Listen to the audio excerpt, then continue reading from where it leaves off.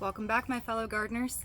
We're doing things a little bit differently this year. We officially have a hothouse, and because of that, here in the last weeks of February, we've already got sprouts. Now, I will tell you one thing.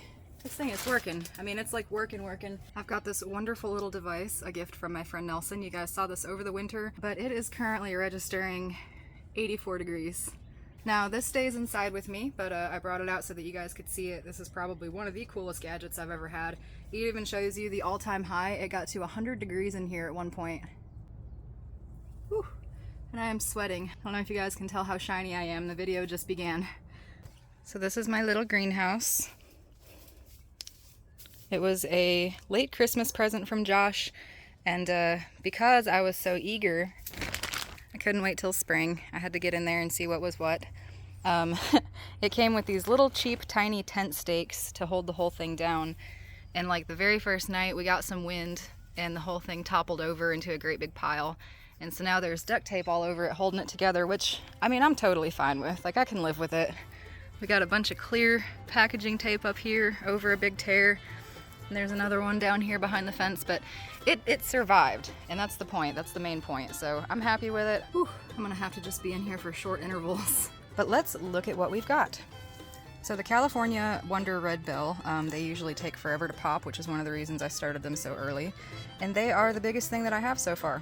So hoping they like the heat out here. Next we have a series of herbs, our lavender, rosemary, and thyme. All of which have popped in one cup or another. Sort of. I mean, the rosemary's, you can barely see it, it's struggling. And then of course the thyme, this was actually the first thing I had come up, and I've never grown thyme before, but they seem really leggy, and I've had a couple of them get to where they kind of look like they might fail, so keeping an eye on these guys. Over here we've got some stuff I've never grown before. Loofah seeds came from Terry and Ann Jones in Virginia. Thank you guys. I'm excited about these. I've got some Everglade tomatoes from Sean Gray in Florida. I've actually got a bunch more seeds from Mr. Gray, but those are just going to be something I have to plant later in the season.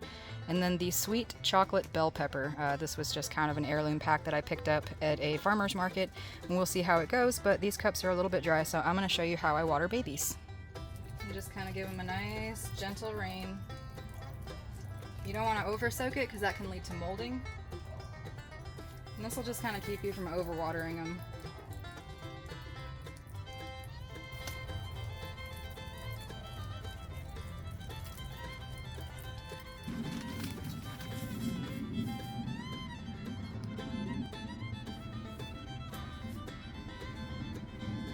I'm good.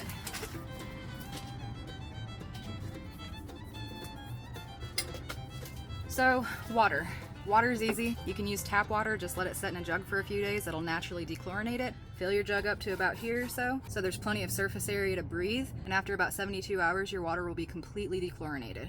I've been doing this for years, and let me show you my houseplants.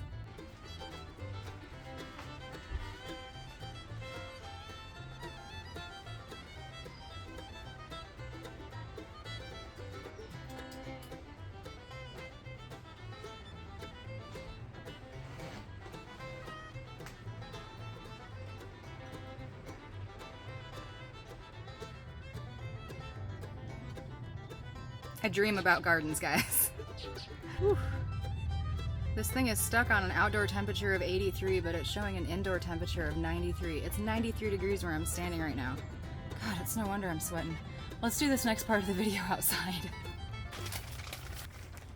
Oh my God, sweet pure oxygen. Holy crap, the greenhouse effect. Okay team, 2023 schedule, right here. Now this is for zone 7, and this is really ambitious. Like this kind of schedule is going to take something like a greenhouse, and you're going to have to be in one of those southern states for this to work for you, because honestly this starts January 30th. We've got a 1, 2, 3 wave of indoor planting every few weeks. Mid-March, here in another couple of weeks, we're going to start our 3rd wave of indoor planting. It shows you the planting schedule as far as when to start, and then the transplant schedule.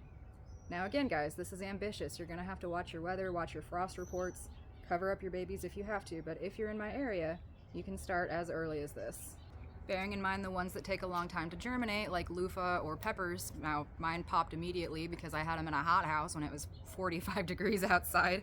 And that's new. We'll deal with that later in the spring. Not sure how that's going to turn out with my development. I've never had peppers before like May, so I'm a little intimidated. Like, I'm hoping that these guys don't grow too fast and have too little light and end up just falling over. I'd be heartbroken if I had to start them over. But that's it, nice and simple. This is what you guys can expect over the next couple of weeks, interspersed with a little bit of fishing because we did get that new boat motor. Thank you guys for joining us, and we'll check back with you in a couple of days.